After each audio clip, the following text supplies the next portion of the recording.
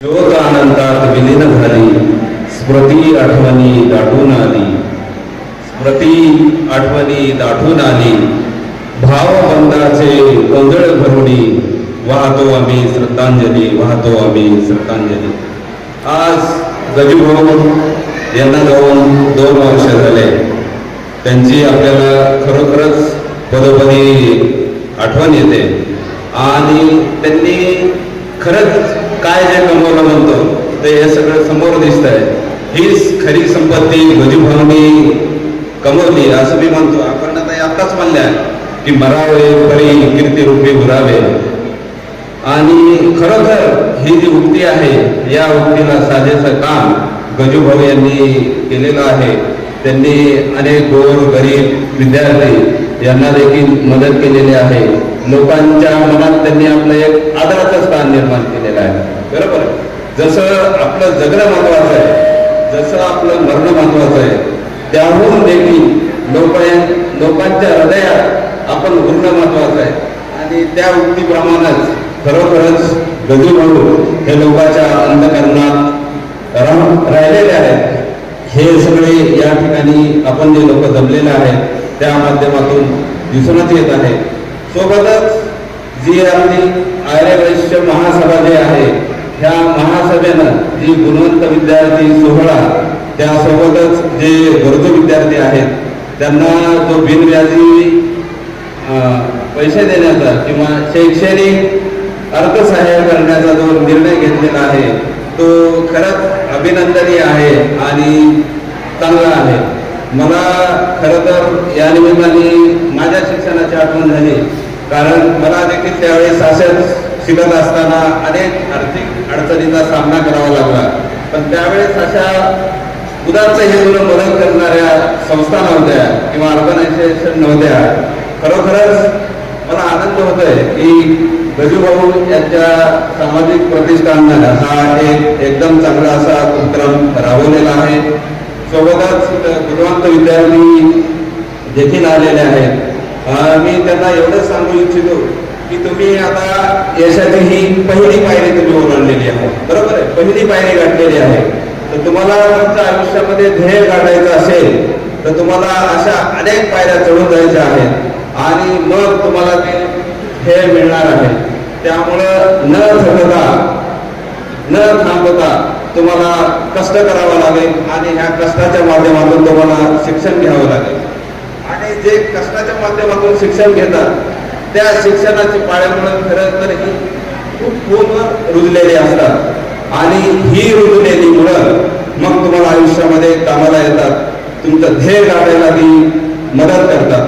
त्यामुळं आपण खरोखर न थांबता शिक्षण घेतलं पाहिजे अशा मी मतात आहे. आणि तुम्ही नक्कीच यापुढेही अतिशय उत्साहानं मोठ्या ताकदीनं हिमतीनं यापुढे अभ्यास करतात आणि यशाच्या पायऱ्या अशाच अनेक तुम्ही चढत जातात आणि त्या यशाच्या माध्यमातून तुम्ही तुमच्या आई वडिलांचा आणि सोबत ऐतिहासिक अशा धारूर नगरीचा इतिहास किंवा नाव तेवढ ठेवताल यात काही शंका नाही. सोबतच ही जी गजूभाऊ यांची सामाजिक प्रतिष्ठान सोबत आर्यवैश्य महासभा यांनी मला तुकोबरायाचा एक अभंग आठवतो. करोडी या प्रपंच परमार्थ करावा वचे आळवावा पांडुरंग. बरोबर आहे, तुकोबरायांनी सांगितलेलं आहे की तुम्ही प्रपंच करा पण त्याच्यासोबत परमार्थ देखील करा. परमार्थ करायला पाहिजे. पण आज उलट झालेलं आहे की आपण प्रपंचामध्ये जास्त गुंतून आणि परमार्थ हा फार कमी झालेला आहे. पण आपलं सामाजिक जे प्रतिष्ठान आहे खरोखरच तुकारामाच्या या अभंगाप्रमाणे जे आता शालेय विद्यार्थी आहेत यांना आपण ज्या प्रकारे मदत केलेली आहे ते खरोखरच एक चांगल्या प्रकारचा आपण परमार्थ करत आहात. त्याबद्दल आपलं अभिनंदन आणि मी कौतुक देखील करतो. सोबतच आज गुरुपौर्णिमा आहे. गुरुपौर्णिमेच्या मी सगळ्यांना शुभेच्छा देतो आणि मुलांसाठी एक गोष्ट सांगतो मी. ती गोष्ट आपण ऐका. ते गुरु शिष्य असतात. गुरु शिष्य दोघांचं एकामेकावर फार प्रेम असतं. गुरुचं शिष्यावर आणि शिष्याचं गुरुवर. पण एके दिवशी शिष्याच्या स्वप्नामध्ये ब्रह्मदेव येतात आणि ब्रह्मदेव म्हणतात की मी उद्या यमाला तुझ्याकडे पाठविणार आहे आणि यम तुला घेऊन जाणार. मग त्याचा मृत्यू होणार शिष्याचा. मग शिष्य घाबरतो आणि शिष्य हा पळत पळत गुरुकडे जातो आणि गुरुला जे त्यांना स्वप्न पडलं होतं तर स्वप्न सगळं सांगतो. मग गुरुलाही वाईट वाटतं किंवा ब्रह्मदेवाने आता आज्ञा केली म्हणल्यावर आता याचा मृत्यू अटळ आहे, याला आता यम घेऊन जाणार आहे, बरोबर. मग शिष्य विचारतो मी काय आता करू. मग गुरु म्हणतात त्याला आता उद्यापासून तू नसणार आहेस, बरोबर आहे. मग तू काय करतोस. तर शिष्य हळू आवाजात म्हणतो गुरु आता उद्यापासून तुमची सेवा करायला पण कोणी नसणार आहे, मी तुमची सेवा करतो आहे तोपर्यंत एक दिवस. गुरु म्हणतात ठीक आहे. मग दुसरा दिवस उजळतो. दुसऱ्या दिवशी मग संध्याकाळचे 5 वाजतात 6 वाजतात हा शिष्य गुरुची सेवा करीत बसलेला असतो. 6 वाजतात 7 वाजतात 8 वाजतात रात्रीचे 12 वाजतात. मग तो जो वेळ दिलेला असतो यमाला तो टळून जातो, बरोबर आहे. शिष्याला काही उचलून घेऊन जात नाही, शिष्यात काही मृत्यू पावत नाही. मग शिष्य आश्चर्यचकित होतो. मग तो गुरुला विचारतो की गुरुदेव असं कसं काय झालं. मला तर ब्रह्मदेवाने साक्षात सांगितलं होतं असं यम उद्या येणार आहे, तुला घेऊन जाणार आहे, मी मरणार आहे, असं कसं मी जिवंत कसा.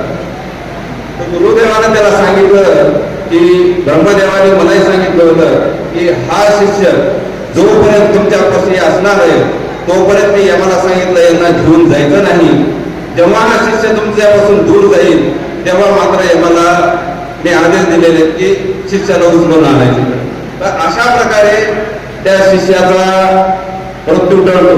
मला तात्पर्य एवढं सांगायचं आहे विद्यार्थ्यांसाठी की आपले जे गुरु असतात, आपले जे आई वडील असतात किंवा आपले जे हितचिंतक असतात या सगळ्यांचं आपण मार्गदर्शन घ्यायला पाहिजे, त्यांचे सल्ले ऐकायला पाहिजे आणि अशा सल्ल्यामुळं आपण आयुष्यात प्रगती करतो आणि सोबत येणारी आपली संकट देखील टळतात. त्यामुळे आपण वडीलधाऱ्या माणसाचा योग्य सन्मान करून त्यांचे आदेश किंवा त्यांचं काय म्हणणं आहे हे देखील आपण ऐकून घ्यायला पाहिजे.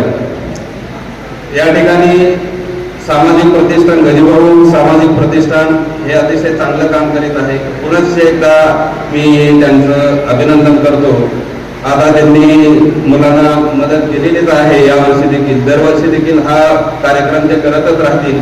नक्कीच त्या पुढील कार्यात देखील माझ्या त्यांना शुभेच्छा आहेत आणि मला इथं बोलवलं, आपण माझा आदर सत्कार केला, सन्मान केला आणि मला बोलण्याची संधी दिली त्याबद्दल मी आपला ऋणी आहे.